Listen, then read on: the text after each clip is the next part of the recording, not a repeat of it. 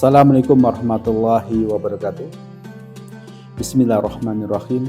Alhamdulillahilladzi an'amana bi ni'matil iman wal islam. Asyhadu an la ilaha illallah wa asyhadu anna Muhammadan abduhu wa rasuluh.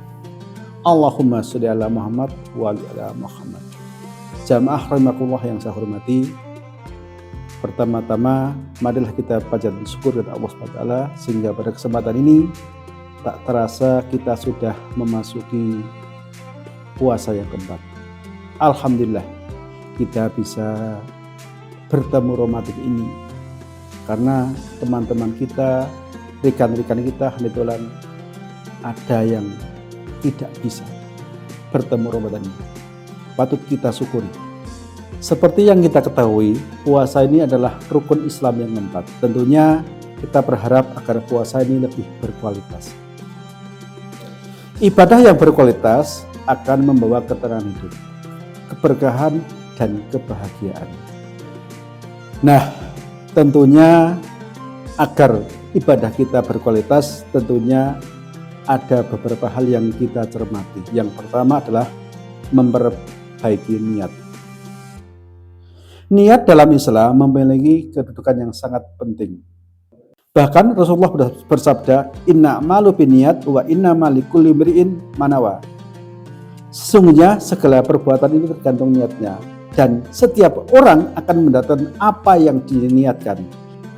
Selanjutnya yang kedua adalah melaksanakan ibadah dengan khusyuk. Khusyuk adalah kunci dari ibadah yang berkualitas. Khusyuk di sini artinya fokus, konsentrasi dalam beribadah, serta menghayati langkah dan perbuatan ibadah tersebut. Yang ketiga, memahami makna ibadah. Memahami makna dari setiap ibadah yang kita lakukan akan membuat kita lebih menghayati dan menikmati ibadah tersebut. Kita perlu tahu bahwa ibadah ini apa, untuk apa, dan definisinya bagaimana.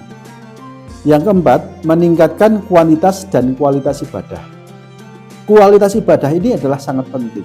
Kita perlu meningkatkan selain kualitas, bahkan kuantitas juga perlu. Misalnya dengan menambah sholat sunat, menambah puasa yang lainnya, menambah bacaan Al-Quran, dan ibadah-ibadah yang lain. Baik itu ibadah mahdoh maupun ibadah ghairul mahdoh. Nomor 5, menjaga adab dalam beribadah. Setiap perbuatan, bahkan amalan apapun, tentu kita harus menyelesaikan dengan adab. Bahkan ada pepatah, adab adalah mendahului ilmu. Jadi seperti kita ketahui, seperti puasa ini kita mungkin bau badan, bau mulut itu mungkin bagi orang yang tidak puasa mungkin itu mengganggu. Akan tapi secara bijak kita juga harus berhati-hati biar kita juga enak dan orang lain pun juga enak, sehingga ibadah kita lebih nikmat, khusyuk, dan tidak ada kendala apapun. Selanjutnya yang keenam adalah mencari ilmu. Ilmu adalah dasar segala amal perbuatan. Ada pepatah mengatakan ilmu tanpa agama itu buta. Sebaliknya agama tanpa ilmu lumpuh. Artinya apa? Bahwa sebelum kita menjalankan ibadah, kita perlu tahu apa yang menjadi rukunnya, apa yang menjadi sunnahnya, bahkan apa yang menjadi penghalang atau yang menjadi pengukur. Bahkan ada yang menjadi hal yang lebih berkualitas dalam menjaga ibadah tersebut. Contohnya dengan puasa, bagaimana kita sahur. Dengan sahur tentu kita ibadah puasa menjadi kita semakin kuat. Dan yang lain adalah menyegerakan berbuka. Itu adalah sunat. Jadi ilmu-ilmu ini memang penting dalam urusan beragama. Merujuk pada apa yang saya katakan tadi, ilmu tanpa agama itu buta. Artinya apa? Andaikan kita punya ilmu pengetahuan apapun tanpa didasari agama, tentu ilmu itu akan tidak berguna, bermanfaat bagi orang lain. Sebaliknya, dengan agama tanpa ilmu, artinya kita menjalankan agama itu nonsen. Bagaimana kita sholat yang baik, bagaimana kita puasa yang baik, tentu itu mustahil dilaksanakan tanpa adanya sebuah ilmu. Yang terakhir, jamaah rahimakumullah, tentu yang pernah bahkan sering kita lakukan adalah berdoa. Ingat, inti daripada sebuah ibadah adalah berdoa. Contoh adalah surat Al-Fatihah, itu semua isinya berdoa semua. Artinya kita memohon kepada Allah Subhanahu wa taala apa yang menjadi kasihnya, apa yang menjadi penyayangnya, itu adalah apa yang kita harapkan. Akhirnya apa yang saya katakan tadi akan bermuara pada ketakwaan. Nah, apa toh yang namanya takwa itu? Suatu ketika Umar bertanya kepada Ubay, "Wahai Ubay, apa makna takwa?"